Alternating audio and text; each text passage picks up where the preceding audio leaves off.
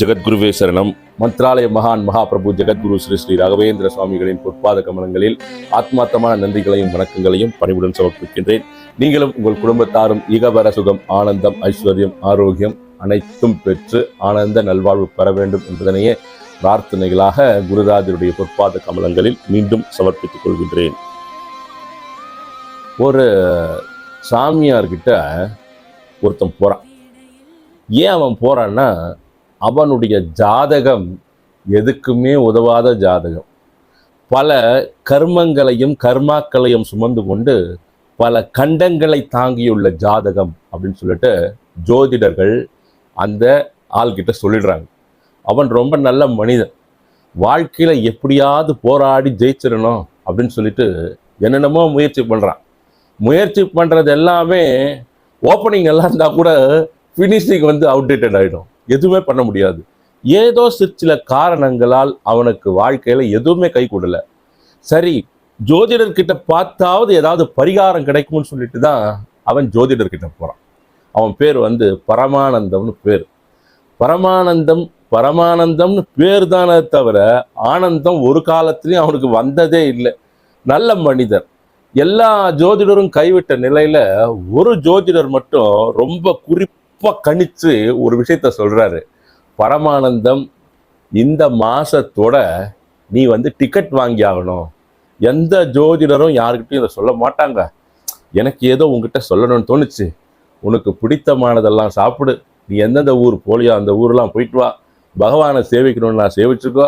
யார் என்ன சொன்னாலும் உன்னுடைய ஜாதக கட்டத்தின் அடிப்படையில் இந்த மாதத்துடன் நீ இங்கிருந்து விடைபெற்றாக வேண்டும் அப்படின்னு சொல்றான். பரமானந்தம், ஏண்டா இந்த ஜோசியக்காரங்கிட்ட கேட்டோம், இதை விட கேட்காம இருந்தா கூட சந்தோஷமா இருந்திருக்கலாம். பல பேர் பல விஷயமா சொன்னாங்க.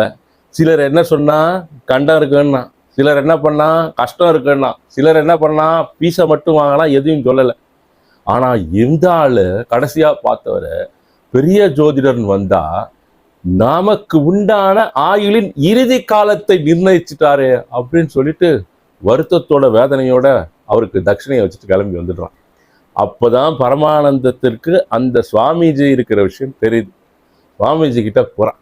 போன உடனே பரமானந்தம் உள்ள போயிட்டு சுவாமிஜிக்கு ஒரு சாஷ்டாங்க நமஸ்காரம், வணக்கங்கள் சொல்றான்.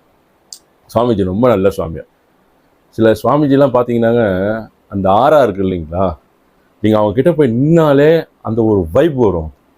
அந்த ஒரு வைப், சரி இது என்னங்க வைப் வரும் கைப் வரும் அப்படிலாம் வருமானா? கண்டிப்பாக வரும், டெஃபினட்டாக.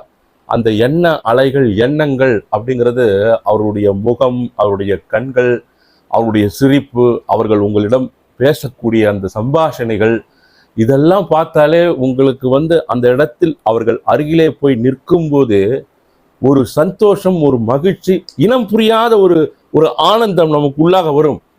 நீங்கள் அந்த மாதிரிலாம் ஏதாவது கோயிலுக்கு போனாலோ இல்லை ஏதாவது சுவாமிஜிகளை தரிசனம் பண்ண போனாலோ, ஆன்மீக சம்பந்தமாக நீ எங்கே போனாலும் கொஞ்சம் நீங்கள் உங்களை நீங்கள் அந்த இடத்தில் ஒரு இன்ட்ரோஸ்பெக்டிவ் ஜேர்னி பண்ணுங்க. இன்ட்ரோஸ்பெக்டிவ் ஜேர்னினா உள்ளார்ந்த ஒரு பிரார்த்தனை, உள்ளார்ந்த ஒரு பயணம், உள்ளுக்குள்ளாக என்ன நடக்குதுடா நம்மளை சுற்றி அப்படின்னு பாருங்க. இது ஒரு அற்புதமான ரிசீவர் அண்ட் டிரான்ஸ்மிட்டருங்க, பயங்கரமான ரிசீவர் அண்ட் டிரான்ஸ்மிட்டர். இது ஒரு மிகப்பெரிய அற்புதமான படைப்பு. இங்கே இருக்கிறது எல்லாமே, இந்த உடல் அவயங்கள் எல்லாமே அதை மிக சரியான திசையிலே, சரியான அளவுகளில், மிக சரியான நேரத்தில் நாம் அதை நம்ம ஆப்ரேட் பண்ண ஆரம்பித்தோம்னா மிகப்பெரிய விஷயங்களை எல்லாம் இந்த உலகத்தில் நமக்கு காண்பிக்கும். ஆனால் எல்லாருக்குமே ஒரே ஃபார்மேட்டு, ஒரே ஃபார்முலா தான். அந்த ஃபார்முலாவில் எந்த மாற்றமும் கிடையாது. ஃப்ரம் டு முடிஞ்சால் ஃப்ரம் டுக்குள்ளே விளையாடிக்க, ஃப்ரம் டுக்குள்ளே தேடிக்க, ஃப்ரம் டுக்குள்ளே அனுகிரகம் வாங்கிக்க, ஃப்ரம் டுக்குள்ளே இதுதான் அதுன்னு தெரிஞ்சுக்கலாம். அப்போ உனக்கும் ஃப்ரம் டு தான், எல்லாருக்குமே ஃப்ரம் டு தான். எல்லாமே அழிக்கப்பட்டிருக்கிறது, எல்லாமே மறக்கப்பட்டிருக்கிறது, எல்லாமே புறக்கணிக்கப்பட்டிருக்கிறது. இல்லையே, எங்கள் தாத்தா போட்டோ என் வீட்டில் இல்லையே, என்னுடைய தாத்தாவுக்கு தாத்தா போட்டோ இல்லையே. தாத்தா எவ்வளோ பிரம்மாண்டமாக வாழ்ந்திருப்பார், கொஞ்சம் யோசிச்சு பாருங்க. எல்லாருடைய தாத்தாவை தான் சொல்கிறேன். எவ்வளோ பெரிய வாழ்க்கையை அவர்கள் வாழ்ந்திருக்கலாம். அவர்கள் வழியாக நாம் இன்று வந்திருக்கிறோம். நான் பேசிட்டு இருக்கேன், நீங்க கேட்டுட்டு இருக்கீங்க. அவங்க போட்டோ இருக்கா? இருந்ததுன்னா சந்தோஷம்தான். சொல்றேன், பெரும்பாலான இருக்காது, பேர் கூட தெரியாது இருக்கும். தாத்தாவிற்கு தாத்தா. அப்ப இந்த விதி அவர்களுக்கு மட்டுமானா உங்களுக்கும் உண்டு, எனக்கும் உண்டு. அடுத்த 2 தலைமுறை, அடுத்த 3 தலைமுறை பார்த்தீங்கன்னா எங்க இருப்போம்? ஒண்ணுமே புரியாது. நமக்கு கொடுக்கப்பட்ட காலகட்டம், கொடுக்கப்பட்ட நேர அளவுகள்ன்றது இதுதான். இதற்குள்ளாகவே அது நமக்கு தேவையானதை நிச்சயமாக நிர்ணயித்து கொள்ள வேண்டும். இது பயம் கிடையாதுங்க. இதுதான் நேரம், இதுதான் காலம், இதுதான் அளவு. இதிலிருந்து யாராலும் எப்போதும் மாற்றிக்கொள்ள முடியாது. ஒவ்வொரு கணமும் வயதாகி கொண்டே செல்கிறது. ஈச் அண்ட் எவ்ரி செகண்ட் நம்முடைய வாழ்நாள், இந்த உலகத்தில் இருக்கக்கூடிய இருப்பு நாள் அப்படின்றது குறைந்து கொண்டே வருகிறது. அப்படிங்கிறத நாம் உளமாற உணர்ந்தால் அந்த லவ், அந்த அஃபெக்ஷன், மற்றவர்கள் மீது நாம் செலுத்தக்கூடிய அந்த பாசம், நேசம், மற்றவர்களுக்கு செய்யக்கூடிய உதவிகள், உபகாரங்கள், மற்றவர்களுக்கு இருக்கக்கூடிய, மற்றவர்களோடு நாம் பண்பாக பழகுவது, இது எல்லாமே வரிசைப்படுத்தலாம். பகை, கோபம், துரோகம், இதெல்லாம் என்னப்பா பெரிய விஷயம்? அதெல்லாம் ஒன்றும் இல்லைப்பா அப்படின்னு சொல்லிட்டு தூக்கி போட்டு போயிட்டே இருந்துடலாம். அதற்காகவாவது இந்த நமக்கு நிலைப்புத்தன்மை இந்த இடத்துல இல்லை, நிலையாமை அப்படிங்கிறத நிச்சயமா நாம் நினைச்சுக்கணும். சரி, இப்போ என்ன பண்றாரு? பரமானந்தம் சுவாமிஜி கிட்ட வந்துட்டார். சுவாமிஜி பார்க்குறாரு. பார்த்துட்டு சுவாமிஜி கேட்குறாரு, என்ன வேணும் அப்படின்னு கேட்குறாரு.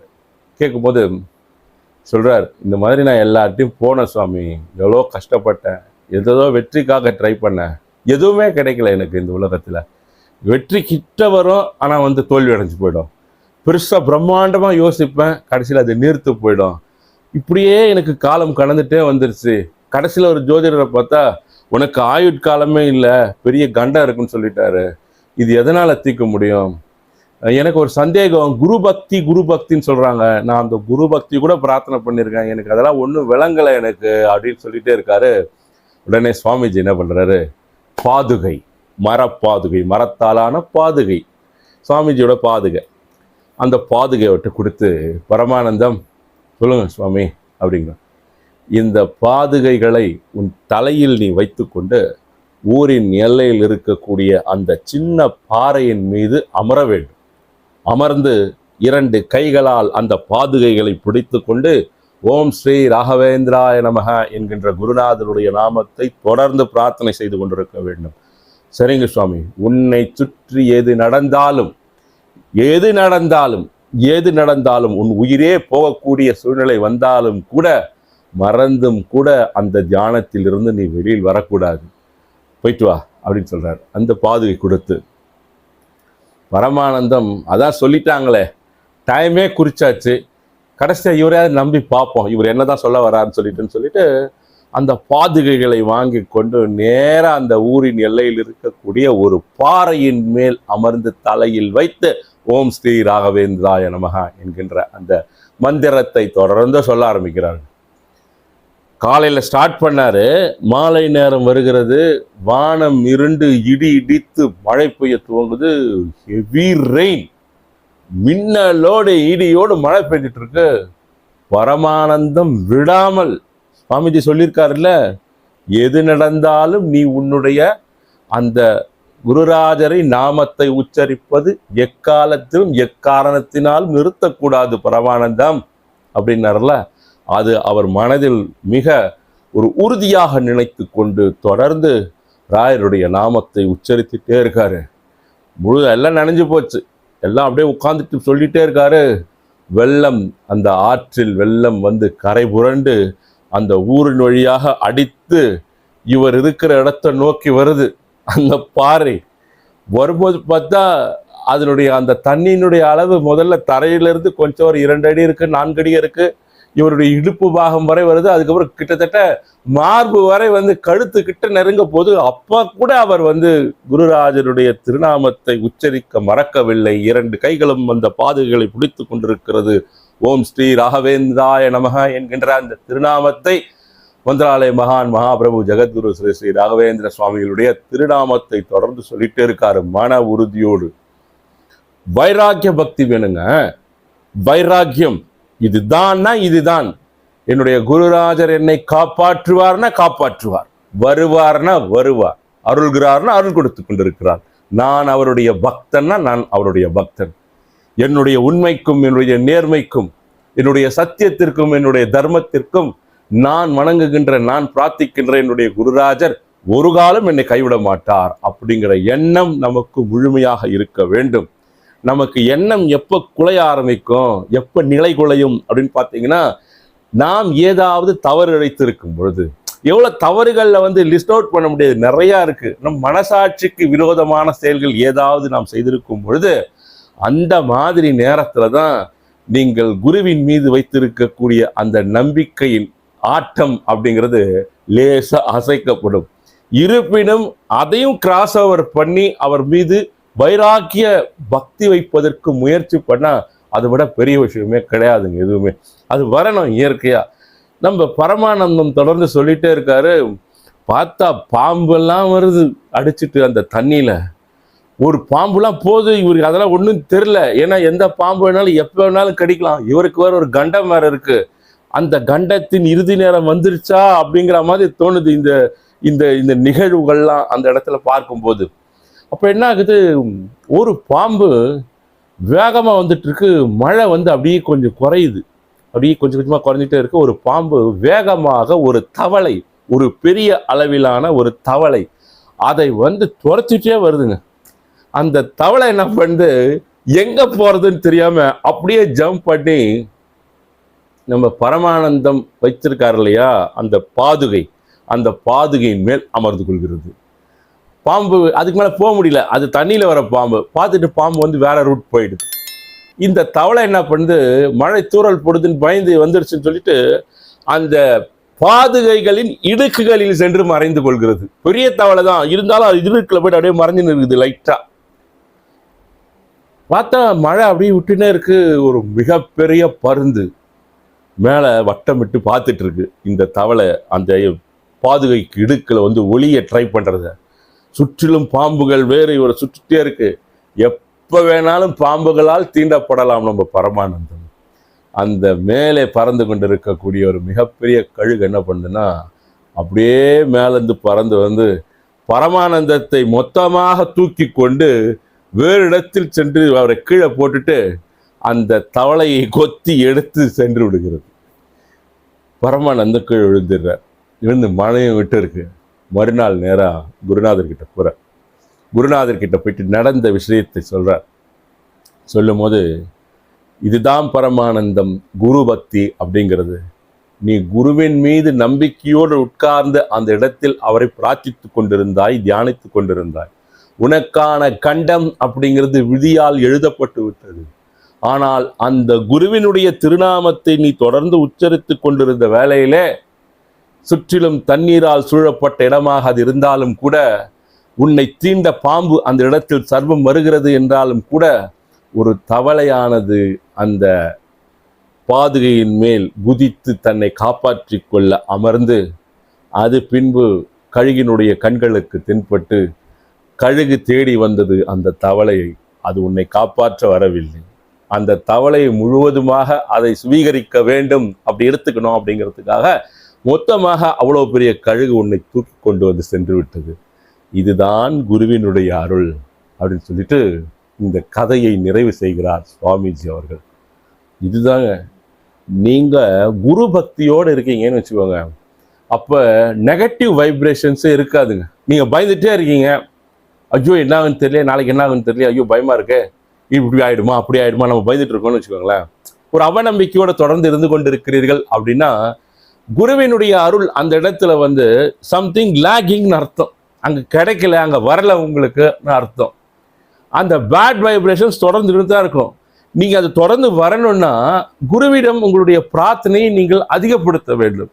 அவர் வியாழக்கிழமையான ஒரு மடத்துக்கு போகிறது, அவருடைய திருநாமத்தை தினமும் ஒரு 11 முறை எழுதுறது, இல்லை வியாழக்கிழமை மதியம் யாராவது ஒருவருக்கு ஒரு அன்னதானம் வாங்கி கொடுப்பது, உணவுப் பொட்டலம் வாங்கி தருவது, ஏதாவது ஒரு விதத்தில் எத்தனையோ சேவைகள் இருக்கிறது. குருநாதருக்கு அந்த சேவைகளை நீங்கள் செய்யும் போது என்ன ஆகும்னா, இயற்கையாகவே உங்கள் மனமானது பலம் பெற்று நல்ல வைபை கிரியேட் பண்ணும். குருநாதர் நம்மோடு இருக்கிறார் அப்படின்னு சொல்லிட்டு நல்ல வைபை கிரியேட் பண்ணும்போது இந்த கெட்ட எண்ணத்தின் தாக்கங்கள் அந்த இடத்தில் வராமல் தடுக்கப்பட்டு அவைகள் மனமாற்றம் செய்யப்படும்.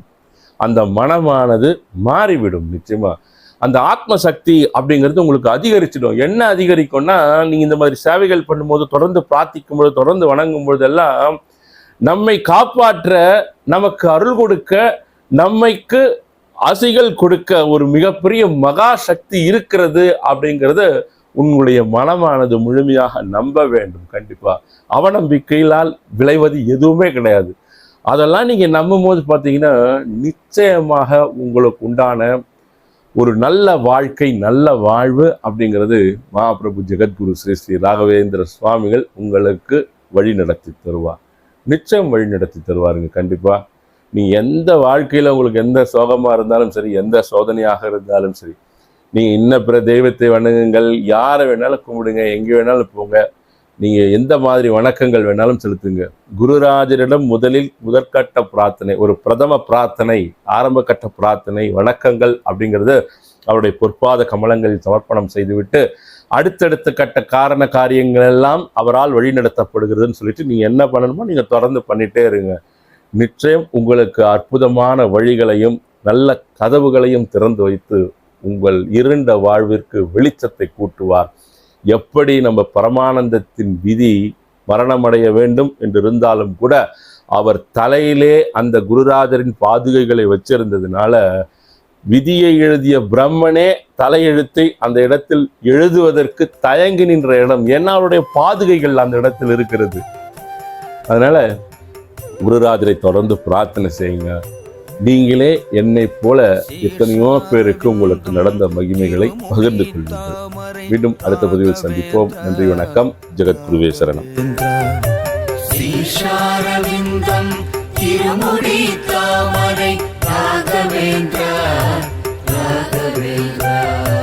முகாரவிந்தம் திருமுகத்தாமரை ராகவேந்திரா ஸ்ரீ ராகவேந்திரா.